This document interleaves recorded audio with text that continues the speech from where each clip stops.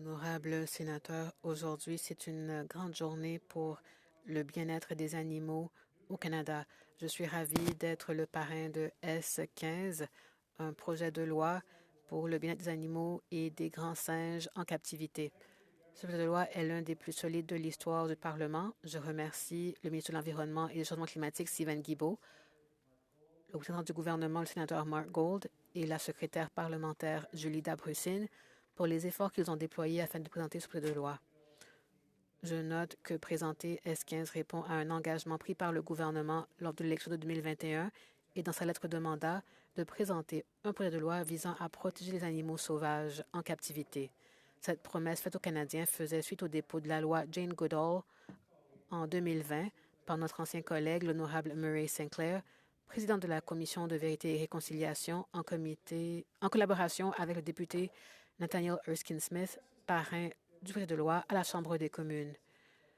J'espère que ce projet de loi pourra s'appuyer sur les récentes réussites du Sénat en matière de protection du bien-être des animaux. Il s'agit d'efforts grâce il s'agit d'un projet qui a été adopté grâce au leadership des sénateurs Moore, Sinclair et Harder. Donc, le sénateur McDonald a interdit les ailerons de requin. La sénatrice Boyer a prévenu la maltraitance des animaux. La sénatrice Stewart Olson interdit les tests sur les animaux pour les cosmétiques. Et S5 des sénateurs Galvez et Dalphon est devenue loi en juin dernier.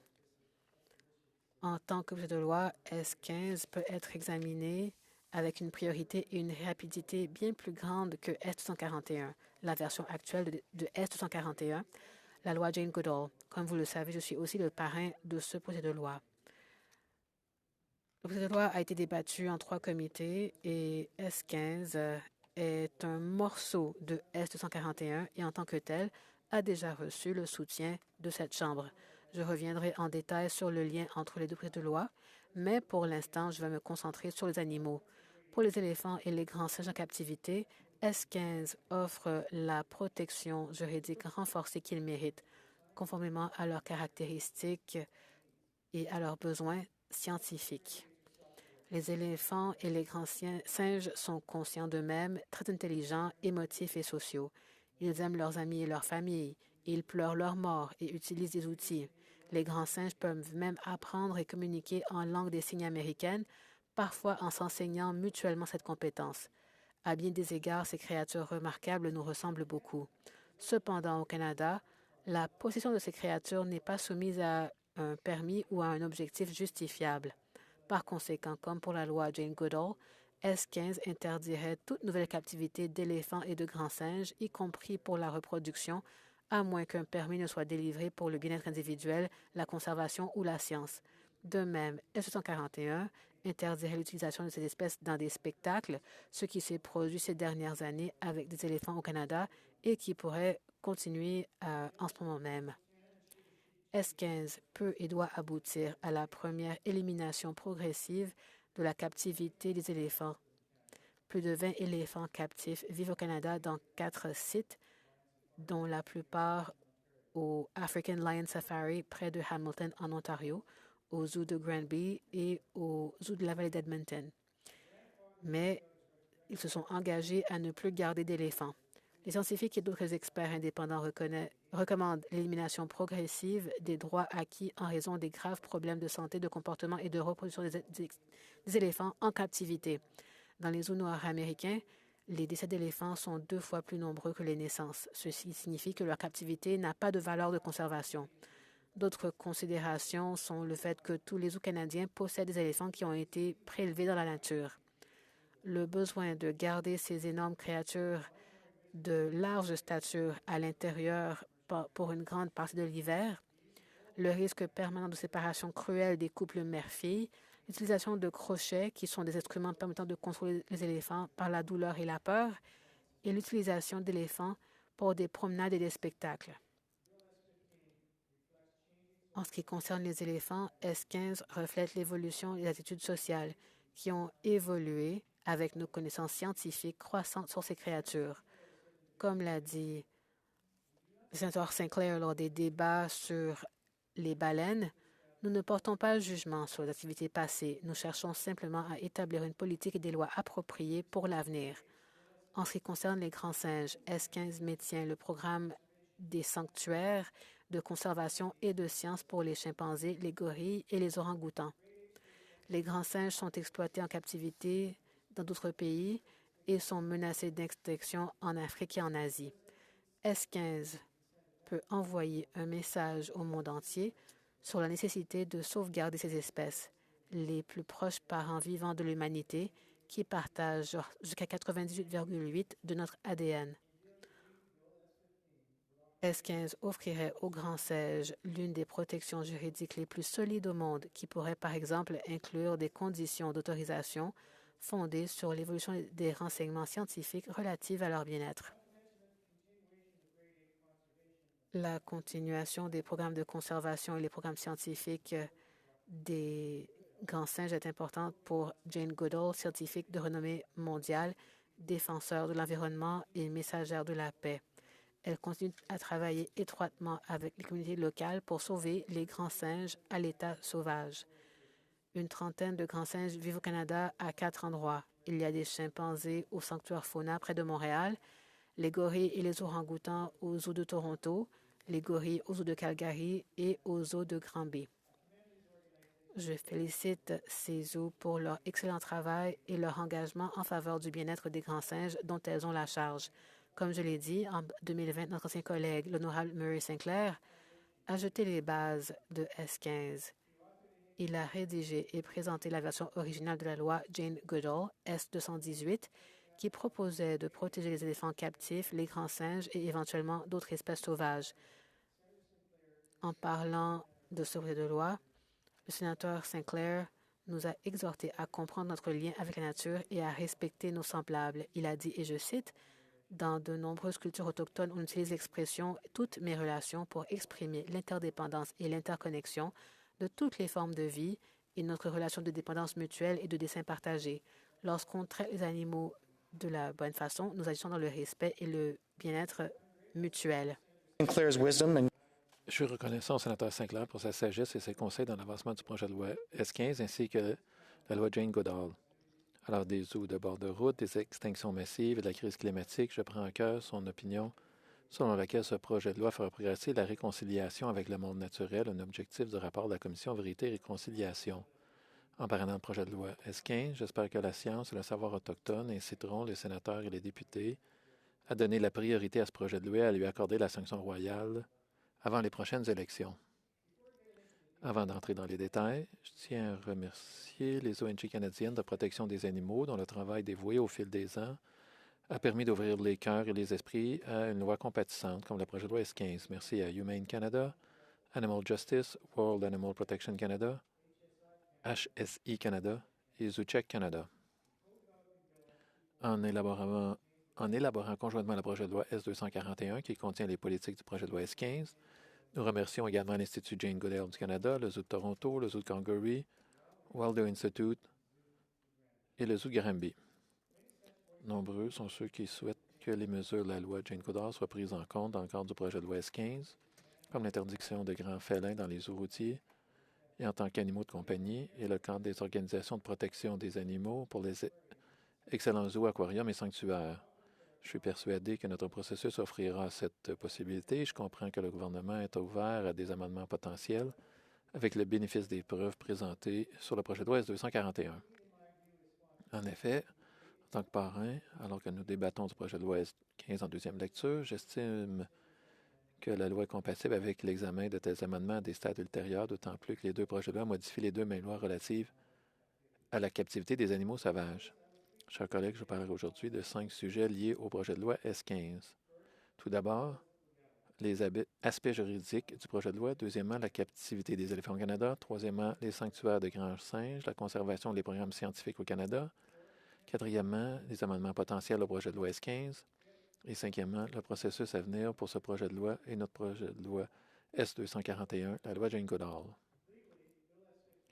Sur le plan juridique, le projet de loi S15 modifiera la section du Code pénal relative à la cruauté envers les animaux ainsi que la loi sur la protection des animaux et des plantes sauvages et la réglementation de leur commerce international et interprovinciale. On appelle aussi la WAPRITA. Il s'agit d'une loi sur le commerce des espèces sauvages administrée par Environnement et Changement climatique Canada. Le projet de loi interdira toute nouvelle captivité d'éléphants et de grands singes, y compris la reproduction, à moins qu'une licence ne soit délivrée pour le bien-être individuel, la conservation ou la science. À l'instar des lois canadiennes de 2019 sur les baleines et les dauphins, le projet de loi S15 autorise le gouvernement fédéral les gouvernements fédéraux et provinciaux à délivrer des permis d'élevage à ces fins, tandis que le transport transfrontalier relève exclusivement du gouvernement fédéral. La question de savoir si le ministre de l'Environnement doit ou non accorder des licences et dans quel but est une question de fait et d'éthique. Sur la base des recommandations de scientifiques indépendants et d'autres experts, je suis d'avis qu'il ne faut pas accorder de licence pour la mise en captivité de nouveaux éléphants au Canada. En examinant les mérites d'un programme de conservation de programmes scientifiques dans le cadre du projet de loi, ces programmes doivent permettre des contributions significatives à la survie à long terme de l'espèce à l'état sauvage. Notamment, la reproduction en captivité a joué un rôle dans plus de la moitié des cas où l'extinction a été évitée pour les oiseaux et mammifères. En outre, le projet de loi S15 interdirait l'utilisation des espèces affectées dans des spectacles, comme cela s'est produit avec les éléphants au Canada ces dernières années. Aucune licence potentielle ne serait disponible pour de tels spectacles. Contrairement au projet de loi S241, le projet de loi S15 n'interdit pas explicitement les promenades à dos d'éléphants, qui ont également eu lieu ces dernières années. Il pourrait s'agir d'un amendement à envisager. Comme pour les lois canadiennes sur les baleines et les dauphins, la sanction pour l'élevage ou le spectacle illégaux à des fins de divertissement serait une condamnation sommaire, une amende pouvant aller jusqu'à 200 000 $. Contrairement au projet de loi S241, le projet de loi S15 ne contient pas de nouvelles mesures de condamnation prévoyant la recollisation éventuelle avec frais des animaux sauvages impliqués dans ces infractions. D'un point de vue constitutionnel, le projet de loi S15 exerce la compétence pénale fédérale sur la cruauté envers les animaux, la compétence fédérale en matière de commerce, le commerce international et interprovincial. Les infractions fédérales en matière de cruauté envers les animaux existent au Canada depuis 1892 et des restrictions en commerce international sont déjà en place pour les espèces menacées pour des raisons de conservation. En outre, les provinces ont depuis longtemps adopté des lois complémentaires sur la propriété et les droits civils pour saisir les animaux captifs en détresse ainsi que des restrictions municipales disparates en matière de propriété. S15 établirait des restrictions nationales fortes, solides et uniformes pour les espèces en question. Pour les sénateurs qui souhaitent approfondir les aspects juridiques du projet de loi, je vous renvoie à l'exposé écrit que j'ai présenté au Comité des affaires juridiques et constitutionnelles sur le projet de loi S241 le 7 septembre de cette année. Il est important de noter que les aspects juridiques du projet de loi S15 sont les mêmes que ceux des lois fédérales canadiennes sur la captivité des baleines et des dauphins, c'est-à-dire le projet de loi Freely, étudié par notre Comité des pêches et océans et adopté par le Parlement en 2019. Ces amendements au Code criminel et à la loi sur les pêches servent de modèle juridique au projet de loi S15. Le Sénat a massivement approuvé les mesures concernant les baleines et les dauphins lors d'un vote sur le projet de loi C-68. Ce projet de loi gouvernemental sur la pêche, parrainé par le sénateur Christmas, contenait des amendements du sénateur R2, alors représentant du gouvernement, visant à garantir un vote sur les mesures relatives aux baleines ainsi que l'interdiction des ailerons de requin proposés par le sénateur McDonald. Le Sénat a voté en faveur du projet de loi C-68 avec 86 voix contre, 3 voix pour et 2 abstentions. En débat au Sénat sur le projet de loi C-68, le sénateur R2 a déclaré, je cite, « J'espère que les amendements au projet de loi C-68 serviront d'exemple des résultats qui peuvent être obtenus lorsque le gouvernement et le Sénat travaillent ensemble pour obtenir les meilleurs résultats possibles en matière de politique publique pour les Canadiens. J'espère qu'il pourra servir de modèle à l'avenir pour un Sénat plus indépendant et plus positif. » Fin de la citation. Je note également que les lois canadiennes sur la captivité des baleines et des dauphins ont bien fonctionné. Le projet de loi S-203, la loi du sénateur Moore et Sinclair mettant fin à la captivité des baleines et des dauphins, ainsi que le projet de loi C-68 ont mis fin à l'élevage des belugas, à l'importation des belugas et de dauphins capturés à l'état sauvage à Marineland de Niagara Falls, en Ontario. Ces lois ont également abouti à une inculpation en 2021 pour l'utilisation prétendument illégale de dauphins par Marineland dans le cadre d'un spectacle à des fins de divertissement. Aujourd'hui, l'Aquarium de Vancouver ne détient plus de baleines et de dauphins en captivité et un sanctuaire de baleines en cours de développement en Nouvelle-Écosse offre l'espoir d'une vie meilleure à certains des 30 belugas restants de Marineland. Depuis l'adoption du projet de loi canadien sur les baleines en 2019, la France a interdit la captivité des baleines et des dauphins, tout comme l'État australien de Nouvelle-Galles du Sud. Le Congrès américain envisage une loi semblable avec la loi SWIMS. Après le succès du projet de loi sur les baleines, le moment est venu de protéger d'autres espèces sauvages en captivité, en commençant par les éléphants et les grands singes et en avisant d'autres priorités telles que les grands félins. Je me concentre maintenant sur la nécessité d'éliminer progressivement la captivité des éléphants au Canada. Comme le sénateur Sinclair nous l'a dit en 2020, les éléphants d'Asie et d'Afrique sont les plus grands animaux terrestres qui existent. Les éléphants sont intelligents et très émotifs. Ils ont une excellente mémoire et un sens aigu de l'empathie. Ils découvrent le monde principalement par l'odorat et l'ouïe. En fait, leur odorat est 5 fois plus puissant que celui d'un chien limier. Les éléphants utilisent des sons de basse fréquence pour communiquer sur plusieurs kilomètres avec des tonalités inaudibles pour l'homme. Ils peuvent entendre des orages à des centaines de kilomètres et modifier leur itinéraire des jours à l'avance pour intercepter la pluie.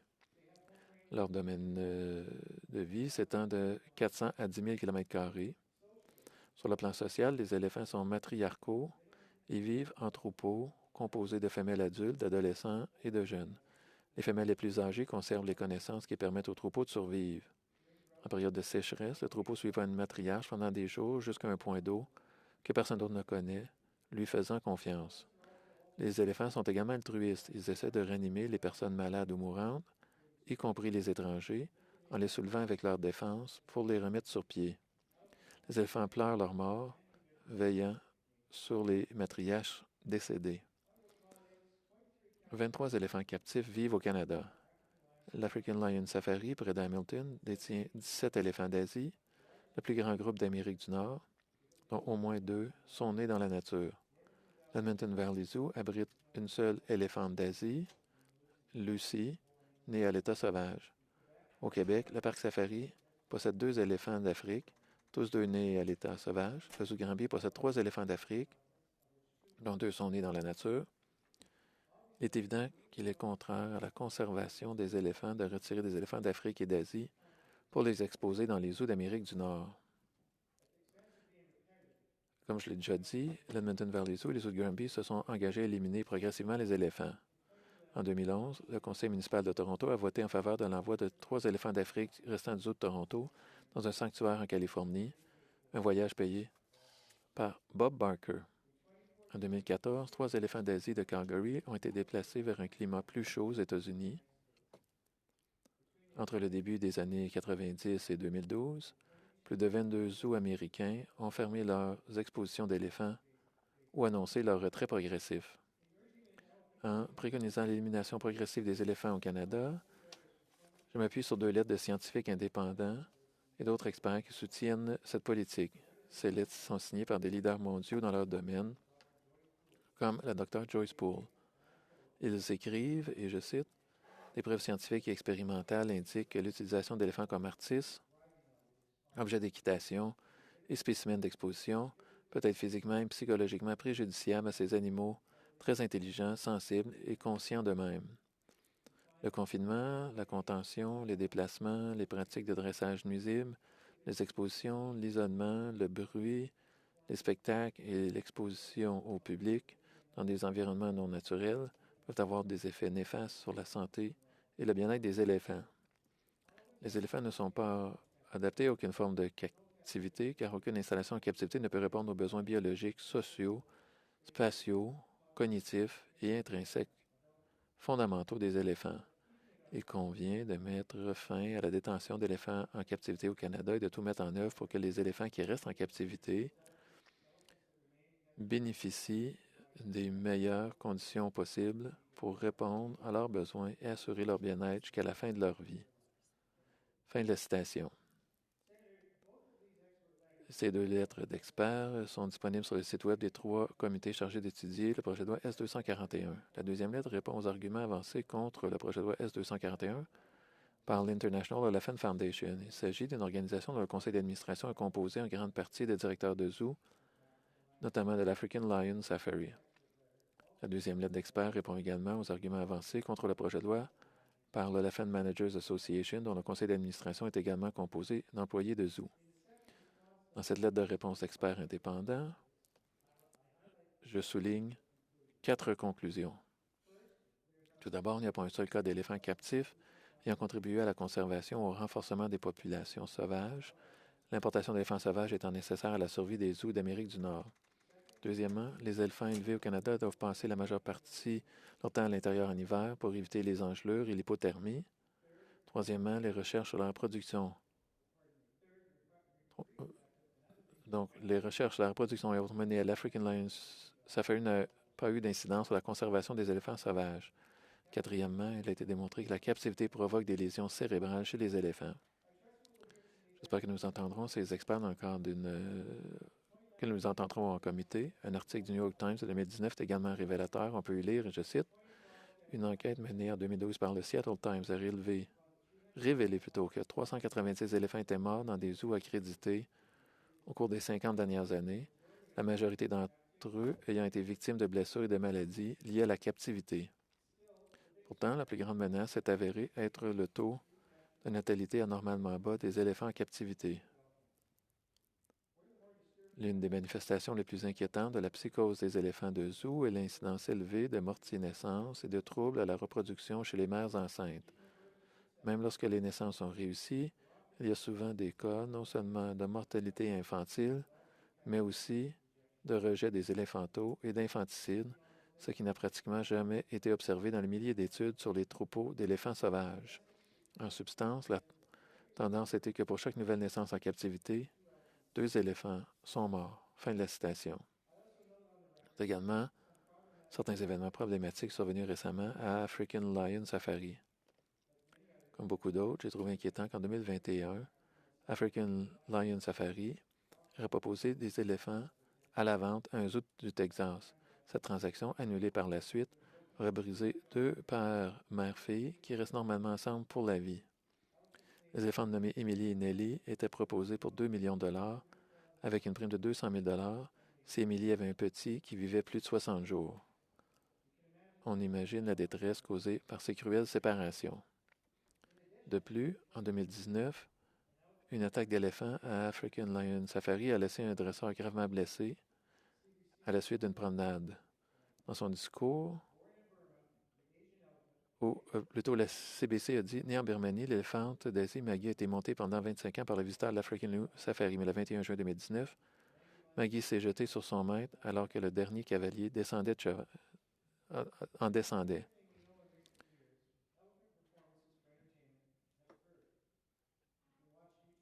Il y a des spectacles d'éléphants pour le divertissement qui ont lieu. Vous pouvez regarder sur YouTube des vidéos d'éléphants sur un stade en train de lancer des ballons de basketball, de peindre, de se tenir sur la patte arrière, de s'agenouiller, de faire des marches amusantes, de secouer la tête et de faire d'autres tours de cirque.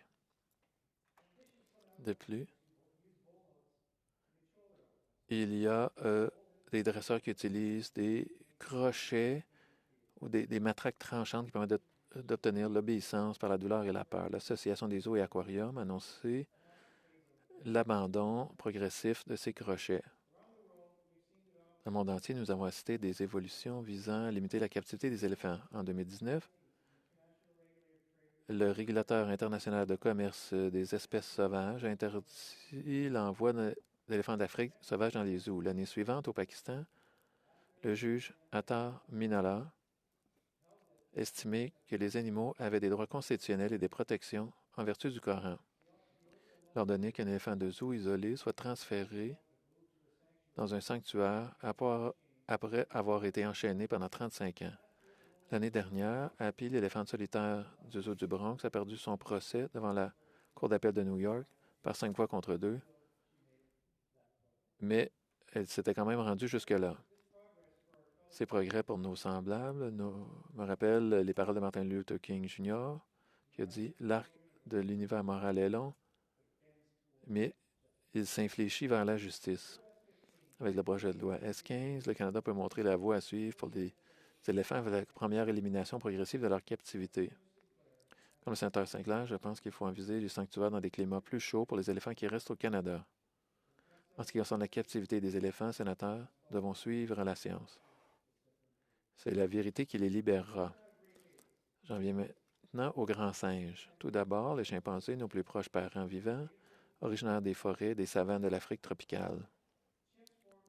Les chimpanzés tissent des liens familiaux et amicaux tout au long de leur vie. Ils ressentent la joie, la tristesse, la peur, le désespoir et le chagrin. Ils peuvent se saluer en s'embrassant et les jeunes singes rient lorsqu'on les chatouille. En 1960, la Dr. Jane Goodale a été la première personne à observer des chimpanzés fabriquant et utilisant des outils. C'est ce qui a incité l'anthropologue Louis Leakey à rédiger son célèbre télégramme que, je cite, « Nous devons maintenant redéfinir l'outil, redéfinir l'humain ou accepter que les chimpanzés sont des êtres humains. » Comme nous l'a dit le sénateur Sinclair, les chimpanzés vivent au sein de sociétés complexes, formant des alliances politiques pour atteindre leurs objectifs. Les chimpanzés mâles se prosternent même devant des enfants en bas âge lorsqu'ils se disputent le pouvoir. Comme les humains, les chimpanzés peuvent être violents, mais s'occupent aussi de leurs parents âgés et pleurent leur mort.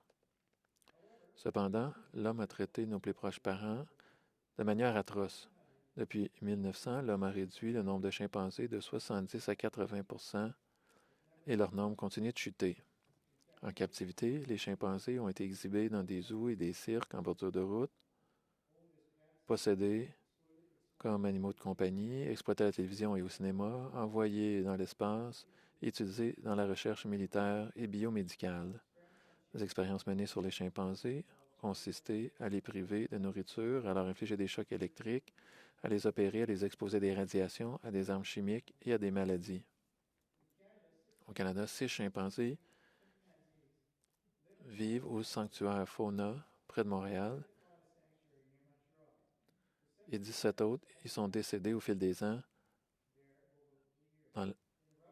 dans la paix et confort relatif d'un sanctuaire après une vie marquée par des traumatismes dévastateurs. Les héros de Fauna, menés par la fondatrice Gloria Grow, ont sauvé ces chimpanzés de la recherche en laboratoire, de l'industrie, du divertissement et de zoos inadaptés. Le livre à succès, Les chimpanzés du sanctuaire de la faune d'Andrew Westall, raconte leur histoire. Il suffit de lire ce passage sur la mort de leur chimpanzé bien-aimé, Tom, qui avait été capturé en Afrique avant d'être vendu pour des recherches en laboratoire. Malgré ce qu'il a enduré, Tom est devenu le mentor de jeunes mâles et a aidé les chimpanzés les plus endommagés de Fauna à se rétablir. On se souvient de lui comme d'un leader aimant et sage. Après sa mort, et je cite, « Small measure of solace might be found. » On peut trouver un peu de réconfort dans la simple leçon que les chimpanzés de Fauna Sanctuary enseignent à Gloria depuis plus de 10 ans. Quel que soit le type de traumatisme dont nous avons été victimes, nous avons tous la capacité de nous rétablir et d'aider les autres.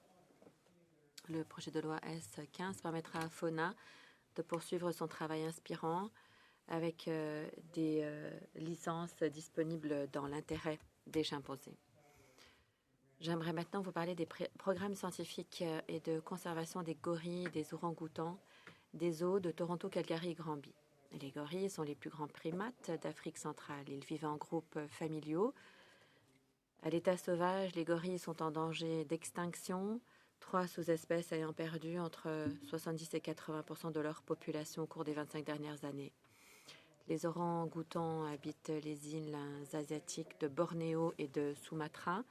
Recouverts d'une fourrure rouge, ils sont relativement solitaires. Par contre, la relation entre la mère orang-outan et sa progéniture est très étroite, un lien maternel qui est considéré comme le plus intense de la nature, à l'exception des êtres humains. Les orang-outans sont également en danger d'extinction. 80% de leur habitat a en effet été détruit et la population de Sumatra compte moins de 14% des effectifs qu'on a connus au milieu du XXe siècle.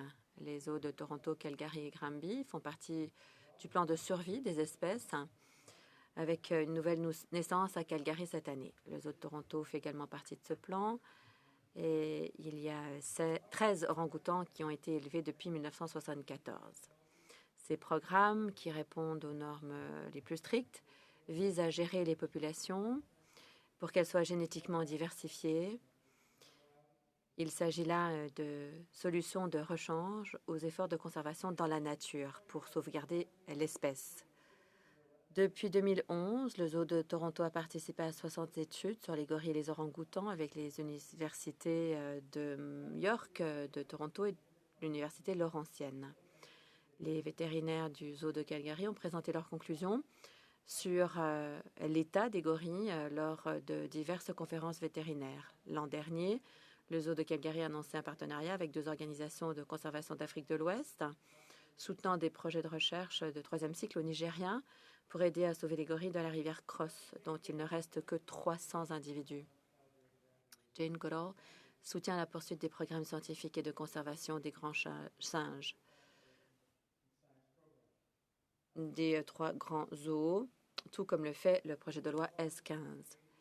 Les zoos contribuent à sauver des espèces menacées au Canada et ailleurs, y compris les grands singes. Et dans ce contexte-là, ils ont tout mon soutien. Maintenant, j'aimerais vous parler du projet de loi S15. Apparemment, le gouvernement est ouvert à certains changements à la lumière des preuves présentées sur le projet de loi et sur le texte S241. Nous allons pouvoir étudier les 2 projets de loi en tandem. Avec le projet de loi S15, notre tâche n'est pas une tâche de mûre réflexion, il s'agit plutôt d'une première réflexion enthousiaste. En tant que parrain du projet de loi, je félicite le gouvernement pour son excellent travail et d'avoir accepté des amendements du Sénat. Le projet de loi S15 est une étape importante à célébrer car c'est un projet de loi sur le bien-être des animaux initié par le gouvernement. Toutefois, nous pourrions envisager un amendement visant à rendre permanent le règlement sur l'ivoire d'éléphant et la corne de rhinocéros. Je félicite le ministre, d'ailleurs, pour cette réalisation qui vise à restreindre le commerce de l'ivoire d'éléphant, de la corne de rhinocéros et des trophées de chasse de diverses espèces, avec quelques petites exceptions. Notre sujet pourrait être abordé dans le cadre de textes de loi, par exemple, interdire les promenades à dos d'éléphant, autoriser la réimplantation d'animaux sauvages captifs,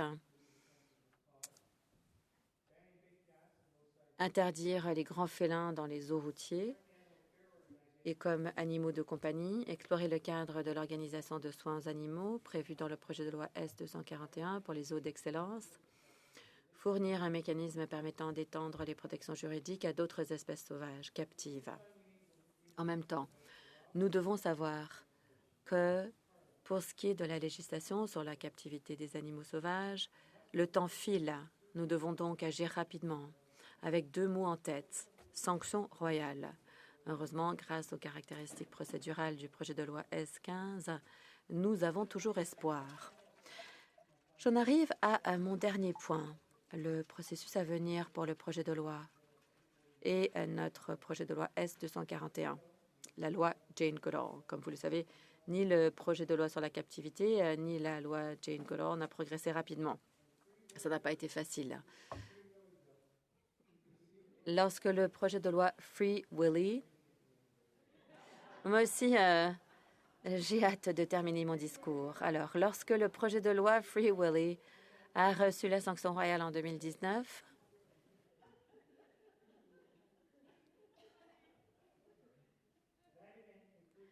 cet événement a mis un terme au plus long processus d'adoption d'un projet de loi au Parlement. Ça a pris 3 ans et demi. Il y a eu 34 mois de débats et d'études au Sénat et 8 mois du côté de la Chambre des communes. La procédure au Sénat a comporté un amendement de renvoi proposant de sonner le glas du projet de loi en 2e lecture. Normalement, le processus aurait dû prendre quelques jours, mais il y a eu de l'obstruction systématique lors de la 3e lecture. Le projet de loi S241, quant à lui, a été le projet de loi le plus débattu en 2e lecture, avec 17 discours, 5 heures de débat avant notre vote en 2e lecture en juin. La plupart des interventions soutenaient le projet de loi et je remercie les sénateurs qui ont parlé pour défendre les droits de nos concitoyens. Toutefois, après 14 mois de débat, le porte-parole s'est opposé au projet de loi à condition qu'il soit renvoyé à plusieurs comités. Donc, le texte est devenu le premier projet de loi renvoyé à plus d'un comité dans toute l'histoire du Parlement. Pas 2 comités, mais 3 comités. Environnement, juridique et agriculture. sur ce point, et je défends le secteur agricole, je voudrais quand même vous dire que ni le S14 ni le S241 proposent de dispositions visant l'agriculture. Ça n'a rien à voir avec l'agriculture, mais plutôt avec les animaux sauvages en captivité. Bon, je me réjouis tout de même qu'il y aura 3 comités qui vont s'intéresser à ce travail. Malheureusement, les 2 premières réunions du comité de l'environnement ont été annulées, mais je sais que la sénatrice Galvez est impatiente de commencer son travail. Avec le projet de loi S15, les caractéristiques procédurales peuvent enfin garantir que la législation sur la captivité des animaux sauvages va faire l'objet d'une étude équitable et transparente. Pour ma part, la dynamique procédurale, c'est quelque chose du passé, mais je vous exhorte à ne pas tolérer ce qui s'est passé dans le cadre de l'étude du projet de loi S15. Nous avons perdu suffisamment de temps. Je sais qu'il y a des sénateurs qui veulent s'exprimer et je leur demanderai de le faire de façon succincte. Voyons si on peut adopter le texte avant la pause. Je suis persuadée que tous les sénateurs veulent protéger les magnifiques créatures avec qui nous partageons cette terre. Je crois que si nous nous fondons sur la science et les connaissances autochtones, nous allons pouvoir atteindre cet objectif ensemble pour le bien de notre grande nation. Je vais conclure avec une citation de l'honorable Murray Sinclair. Je tiens à vous rappeler que nous sommes tous interreliés, pas seulement vous et moi, mais toutes les formes de vie de la création. Et par conséquent, nous avons des responsabilités bien précises. Nous vivons beaucoup de grands défis, le monde naturel est en péril, mais nous avons tout de même un grand espoir. Nous espérons que les valeurs sociales vont refléter un réveil moral. Nous pouvons encore sauver cette belle planète, ainsi que les cultures et les savoirs autochtones et les animaux sacrés innocents qui méritent toute notre compassion. Sénateur, je vous demande un coup de pouce pour réaliser cette vision grâce au projet de loi S15. Merci. Hik Kitatamin. Et voilà.